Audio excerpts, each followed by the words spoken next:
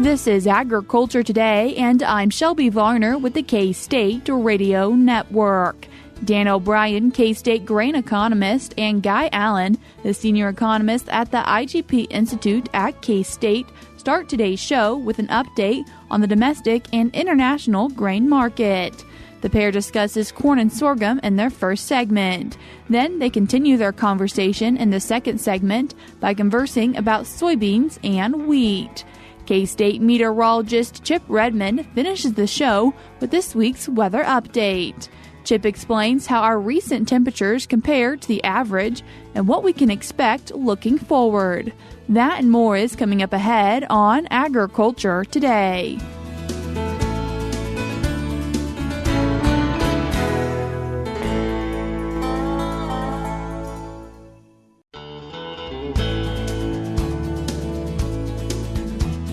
You're tuned in to Agriculture Today, and we start our Friday show with a grain market update with K-State grain economist Dan O'Brien and the senior economist at the IGP Institute, Guy Allen.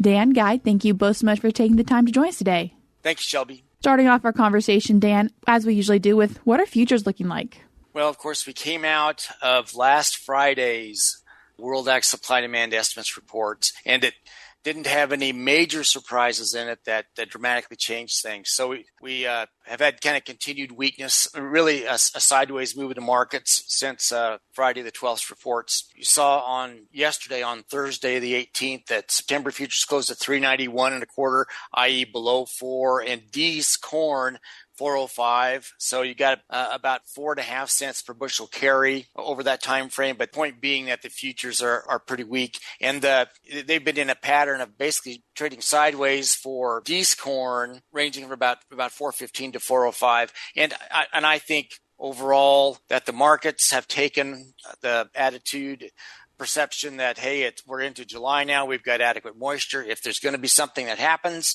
then we'll deal with it when it comes. But right now, we're in the assumption of large crops, 15.1 billion bushels or more for corn, and okay grain sorghum exports, but not great. And for soybeans, again, we came out of that report with not major changes. Again, closed yesterday on the August contract, which is now the lead. July is off the board, 1098 and a half, again, just below 11. New crop November, 1043. So about a 58 cent fall from where we're at right now at the end of the in the growing season down into what they're looking at in November. Of course, international availability of soybeans coming out of South America, especially Brazil, at play there also. And I'd say for wheat, pretty much the same move, although some ups and downs. That report was viewed pretty bearishly. That the USDA came out of that report finding more wheat than had been anticipated by the market, and not just by a little bit, by quite a bit.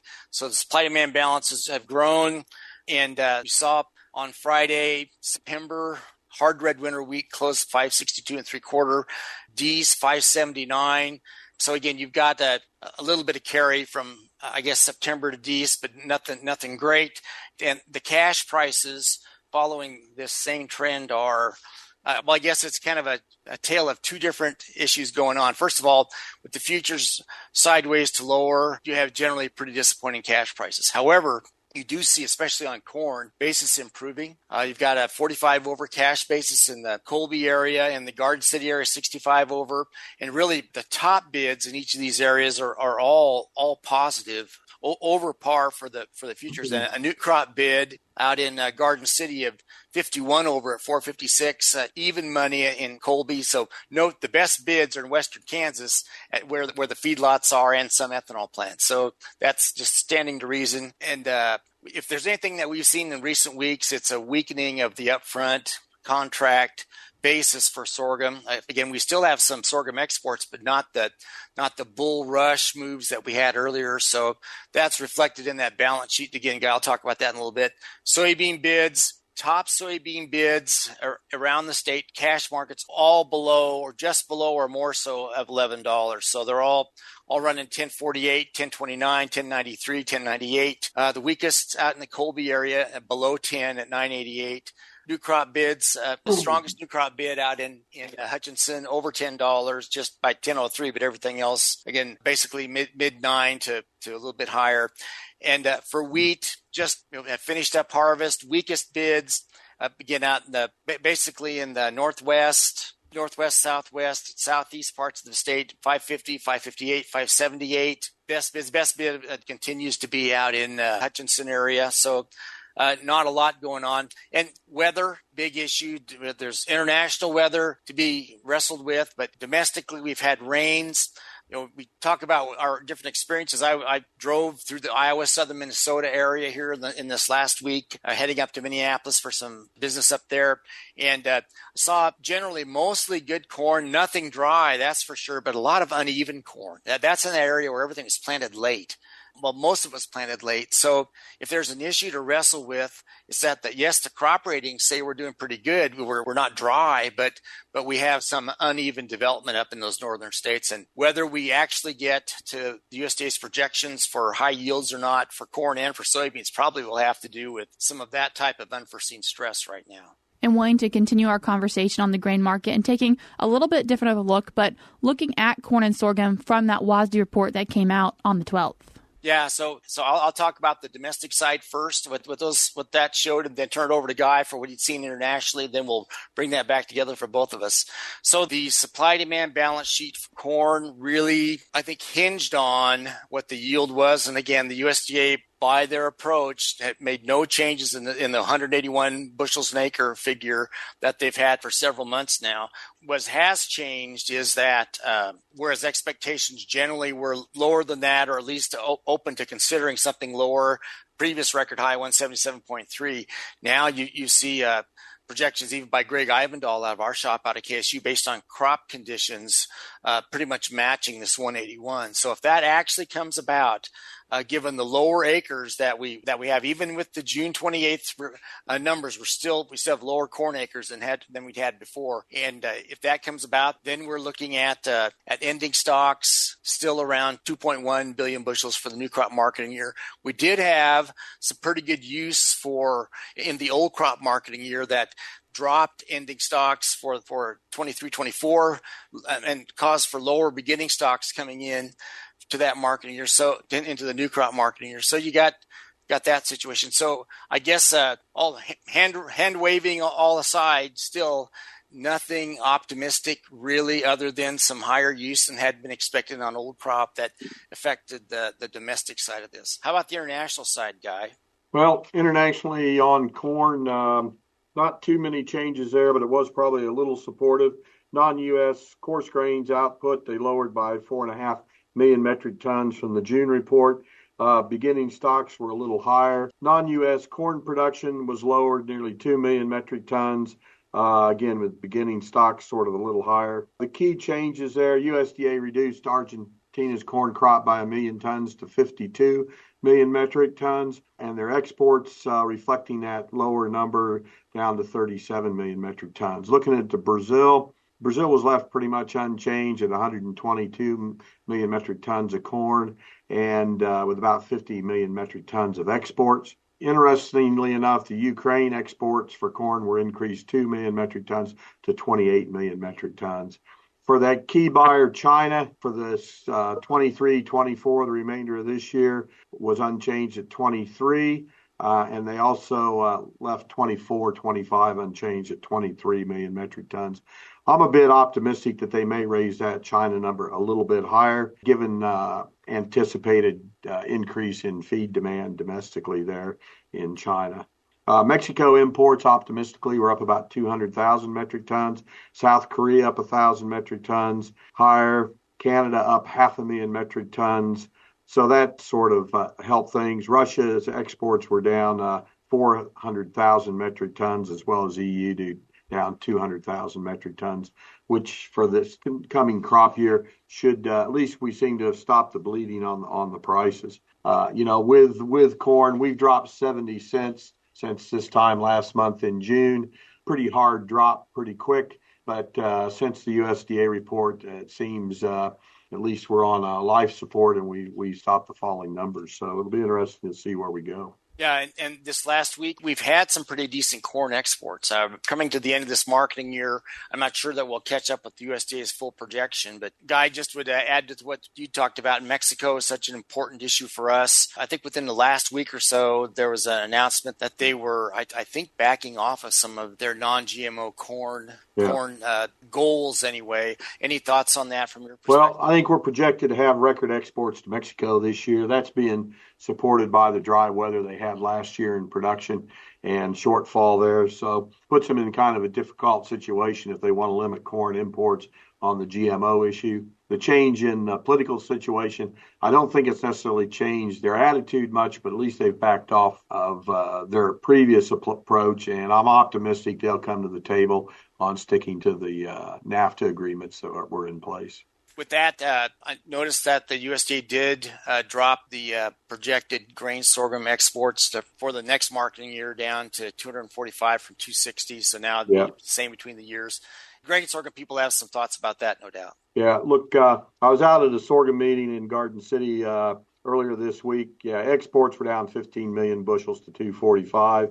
Domestic feed and residual steady at 70 million metric tons, as well as feed, seed, and industrial at 45.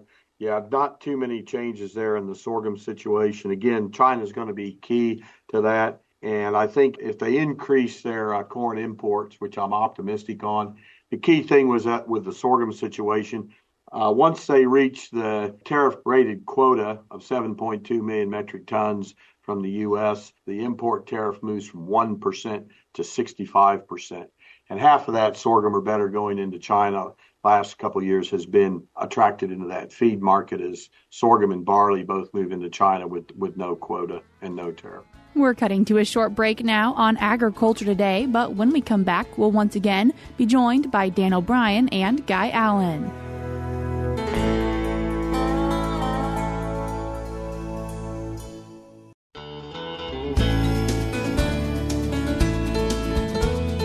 You're tuned back into Agriculture Today, and we continue our show with K-State grain economist Dan O'Brien and the senior economist at the IGP Institute, Guy Allen. Guy, as we continue our conversation on the international and domestic grain market, wanting to talk with you on the international market for soybeans. Yeah, the soybean markets, it's been hemorrhaging as bad as corn and wheat. It's been down about $1.60 over the last month. Again, looks like we see a little bit support there post WASDE as we've seen to stop the bleeding, but we're still, at four-year lows on that, and it's just not a pretty situation. When it comes to soybeans, looking at the world situation, we look at China imports for next year's new crop were unchanged at 109 million metric tons. Interesting, the domestic crush for China is at 103. I think what we're seeing is China is going to build some soybean inventories at these lower price levels. Optimistic thing, when I was in China last week, we did see China come in for their first purchases of new crop soybeans on the 10th. They bought 132 million metric tons of new crop soybeans for new crop delivery, which was happy to see. Then just this morning here on Thursday on the flash sales, there was 510,000 tons 500,000 tons of soybeans for unknown delivery. Quite frequently, those unknown categories, more than half the time, they're usually China buying. Also, to add a bit of support in there, in today's soybean sales, there was also 150,000 metric tons of meal. That's not likely to be going to China, but that did add support to the prices today. And we did change, I think, or close just slightly higher on the soybean complex. So not too many new changes on that. Again, like the oilseeds, we're going to be all eyes on China to see what's going to be happening there going forward. Just wanted to talk a bit about some notes and observations of what I saw while I was in China, courtesy of U.S. Soybean Export Council. Had the opportunity to speak at a conference in Nanjing, along with a number of growers from across the soybean belt. It was quite interesting. The biggest question I got was how covered was the U.S. domestic crusher. If we look at the soybean forward pricing structure, we're on a pretty strong inverse as the July contract just went off the board. We're looking at August, and it's still a strong premium to September and then into November. And that's telling me that the domestic crusher here in the U.S. isn't covered. I don't think we're going to see China coming in, until Brazil clears their production. They're having a near record crop again this year, and they're going to market that quite aggressively until they get that year's production cleared. That will not be in my projections according to November. So I expect China to come into the market probably as we get to August, September, and I don't expect heavy new crop shipments till November forward on that. So we've got the forward pricing structure working against us, as well as aggressive pricing structure coming out of Brazil on that. So other interesting conversations with China. Go back to the exchange rate situation. The RMB has been devalued, making soybean prices a bit stronger in China, and they're experiencing some inflation over there. The economy second quarter was estimated to have grown at 4.7%. That's down slightly from the first quarter's at 5.3%. Their CPI came in at 0.2% for June. That's the consumer price index, although in China, we do call it the Chinese pork indexes. There's a very high correlation between the two there, and the price of pork is very, very key in that economy. Just on that, it's interesting. Smithfield says it plans to make that they're the large meat producing company. They want to list that on the New York Stock Exchange, which should give that company a bit more transparency. It's Chinese owned. Also on the meat side, Chinese pork imports were down 20% to 1.5 million metric tons. And we're seeing a fairly strong supply of locally pork available, and domestic prices have come down a bit. So that's sort of what I saw on the ground there in China, and that'll reflect back into our markets. Hard to get good information out of China on the data, but we seem to struggle to do what we can on that. I should mention on the domestic side that the supply demand balance sheet didn't have a lot of changes, but we have adequate moisture. Many areas of the Corn Belt, except perhaps the one state that's important that is dry, as showing a lot drier conditions, is Kansas. So here we're seeing that coming into play, and still, in fact, a heightened projection of dry conditions as we head out of July into August, September. That puts really soybeans, the 52 bushel an acre in production for soybeans, a little more at risk maybe than corn right now, given where we're standing. Yeah. Well, you look at that crop condition index, it's at the highest level. It's at a historically very high level, indicating the crops are in good condition. And the states are pretty good across the board for both corn and beans. And we continue to get good showers across the whole grain belt every other day, as long as it doesn't get too windy. I don't see anything. That said, for soybeans, August is the critical month to determine yield for the soybean. We had wind damage and through this. This is where Guy and I don't always agree. So, Guy, there's still a lot of risk out there. Again, even with what I drove through it, it's a lot of it looks really good, but a lot of it's kind of spotty. So I'm unwilling to throw in the towel and say we're going straight down into fall harvest. We still have a lot of risk to deal with, and especially for reproductive parts in August. On the supply demand balance sheet, the USDA did lower their projected price down to $11.10. So for soybeans for this marketing year, so we'll see where that goes. And of course, other crops to look at too. What about for wheat? We do see that the USDA came out in that report, and in a surprise pretty much across the board, they have raised the production number for almost all those classes, especially up in the hard red spring wheat area. And the balance sheet, the domestic U.S. balance sheet, ended up, by the time we made these changes that we've talked about, ended up with an increase of 133 million bushels in production this year. So total supply up just about 300 million from year to year. Ending stocks to use from 39% in the current marketing year. That's after after some 23-24 adjustments that were actually shaved that down a little bit out of the stocks report. Now we're projected up at about 856 million bushels, 44% stocks to use. The USDA had about 2 months ago, we're at about $5.50 or $5 for the wheat price, jumped to $6, then brought it back down to $5.70, and that's really reflective of where we're at. Guy, on the world side, There probably, if anything was a surprise, was probably that we didn't see many changes in the Black Sea region for their production. Any thoughts on that? Yeah, look, world production was increased 5.4 million metric tons to 796. That's up 1% from a year ago and a new record for world wheat production.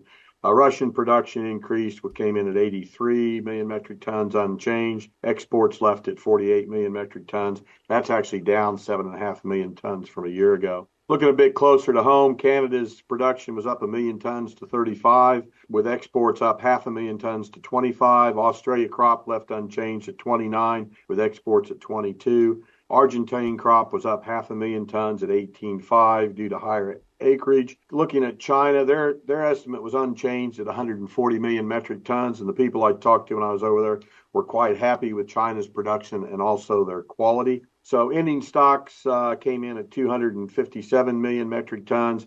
That's up nearly 5 million metric tons from last month. That leaves world ending stocks to use ratio at 32.2 versus 31.6 last month. It just nothing real optimistic on the whole wheat situation from a price point of view. And that's the news that's out there. We sure read, not so much the USDA reports. And again, they're going to make their projections based on evidence in hand. You know, you do get reports, and you hope they're credible. They seem to be credible of cutbacks in those Black Sea region countries, due to dry conditions. You can see it on the maps. So I guess we'll see that. It is interesting this last week for wheat that overall U.S. wheat had about 23 million bushels of shipments for the week ending July the 11th. And that, we've been kind of limping along at 10, 11, 12 at most. So I guess that's only 1 week. That's interesting to look at. And a little bit of an uptick in hard red winter wheat exports, stronger, 9.1, 9.2 million bushels of hard red spring. So I guess we'll see. But then again, you've got low prices and shrewd buyers in the international market see these as opportunities. Guy, any thoughts on that? Nothing really to add on that. I might make a comment on ocean freight and the dollar. The dollar was down a bit yesterday, giving a bit of optimistic and supporting prices there, but back up today above $104, which I think took a bit of what it gave us yesterday, took it back today. Ocean freight continues to slowly appreciate a bit, but it's been pretty steady. No news on that. Seem to see a bit more orderly and increasing volume going through the Panama Canal. Most of your dry bulk grain ships are still taking the long route around. If they do get that back to a more normal situation, I think that would help our basis values and execution to Asia particularly. Dan, Guy, I appreciate you both taking the time to join us today and give us our grain market update. Thank you very much, Shelby. That was the senior economist at the IGP Institute, Guy Allen, and he was joined by K-State grain economist Dan O'Brien. We're cutting to a short break now on Agriculture Today, but stick around because we have more for you ahead.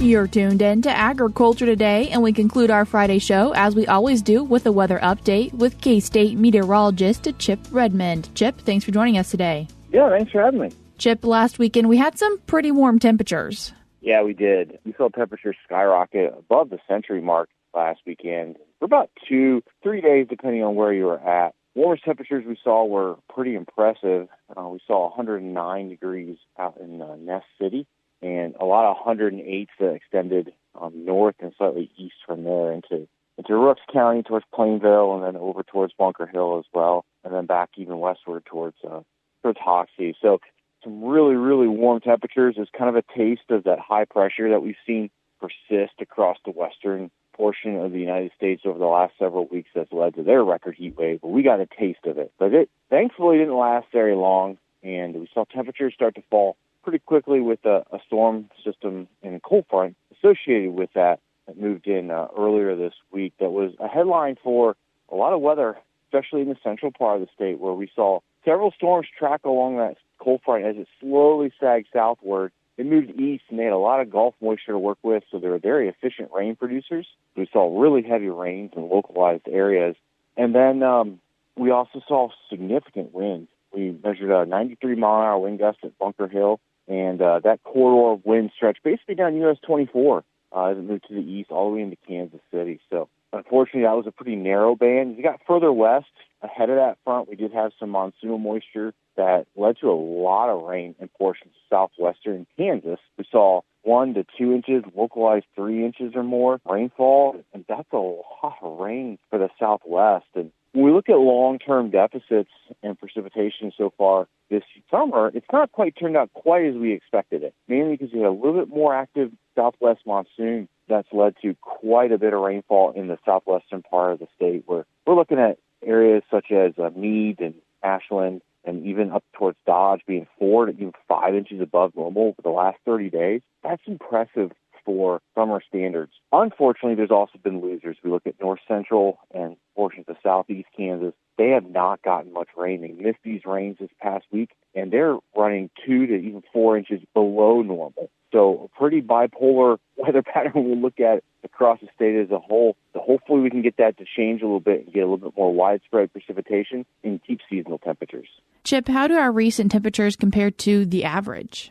Yeah, so when we were talking 109-ish degrees, 100 degrees, we're talking that's about 10 degrees above normal. Average temperatures across the state are in the low 90s for highs and near 74 for lows, and even the mid-70s depending on where you're at. And as we look at just in the last several days, you've had temperatures much closer to normal, in fact, a little bit below normal. We're going to have another cold front come through that's going to move through late Friday night into early Saturday. It looks like, once again, we'll have some precipitation along that front with a complex of thunderstorms likely to spread across the state, isolated inch or two. But I think those will be isolated. I think most people probably will end up not getting a ton of rain. This is kind of how these systems work in the summertime. They're localized. But the bigger impact will be even cooler temperatures behind that cold front as you go into the weekend. And we're talking 10, 20 degrees below normal. We're going to struggle to get to 80 degrees for highs. And low temperatures, we're going to see some more 50s. We already saw some 50s this week in the northwestern part of the state. A little bit more widespread cooler conditions and below normal temperatures. We're in our hottest time of the year. So we need to take that and be glad it's not scorching hot like the hundreds we saw last week. So much cooler weather for this weekend and to start early next week with that second cold front. And unfortunately, when we look to the west, we still see that prominent high pressure. We've been lucky enough to get some of this southwest monsoonal moisture sucked into these cold fronts. It looks like that monsoonal source of moisture is going to die off after this next cold front Friday and Saturday. And things start to dry out across the region where they were wet already. And temperatures are going to gradually start to climb. And we'll be back to normal, 90s, mid-90s to mid-70s for lows by the end of next week. So this cool period will be short-lived, but we're going to warm back up next week. Chip, I appreciate you taking the time to join us today and give us our weather update. Yep, thanks for having me. That was K-State meteorologist Chip Redmond. That's all we have for you this week on Agriculture Today, but we'll be back with more for you on Monday.